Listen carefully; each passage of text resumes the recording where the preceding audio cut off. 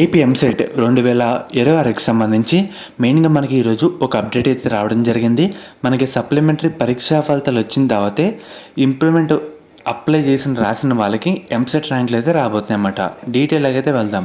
మనకి inter advance supplementary పరీక్షా ఫలితాలు వచ్చిన వెంటనే మనకి సెకండ్ ఇయర్ ఇంప్రూవ్మెంట్కి ఎవరైతే అప్లై చేస్తుంటారో రాసుంటారో వాళ్ళకి పరీక్షా ఫలితాలు అయితే ఎంసెట్ ఫలితాలు అయితే రిలీజ్ చేయాలని ఉన్నత విద్యా మండలి భావిస్తామట.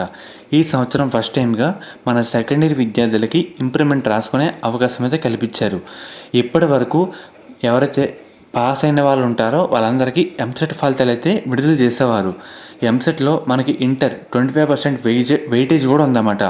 మనకి ఎవరైతే ఇంప్రూవ్మెంట్ రాసే విద్యార్థులు ఉంటారో వాళ్ళ మార్కులు పెరిగితే వాళ్ళ ర్యాంకుల్లో మార్పు అయితే వస్తుంది కదా.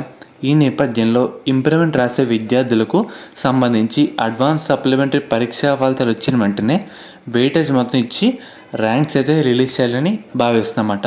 మనకి ఇలా అనుకుంటే 2 సార్లు మనకి ర్యాంక్స్ అయితే రాబోతున్నాయి. ఒకటి మనకి జూన్ 1న అందరికైతే వచ్చేస్తాయి. తర్వాత ఎవరైతే ఇంప్రూవ్మెంట్ రాసి సప్లిమెంటరీ పరీక్షా ఫలితాలు రాసిన తర్వాత ఎవరైతే విద్యార్థులు ఉంటారో వాళ్ళకి మళ్ళీ అయితే రిలీజ్ చేస్తారు వెయిటేజ్ కలిపి. అర్థమవుతుంది కదా, మనకి 2 సార్లు అయితే ఫలితాలు అయితే రాబోతున్నాయి అన్నమాట. సో ఫ్రెండ్స్, ఇది ఈరోజు వీడియో. ఫర్దర్ మీకు ఎటువంటి అప్డేట్ వచ్చినా మీకైతే అప్డేట్ అయితే చేయడం జరుగుతుంది.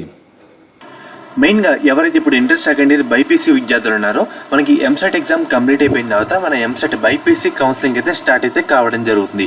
మెయిన్గా స్టార్ట్ అయ్యే ముందు మీ అందరికీ ఒక one of the best college గురించి అయితే చెప్తాను. అది కూడా మనకి శాస్త్ర కాలేజ్ అన్నమాట.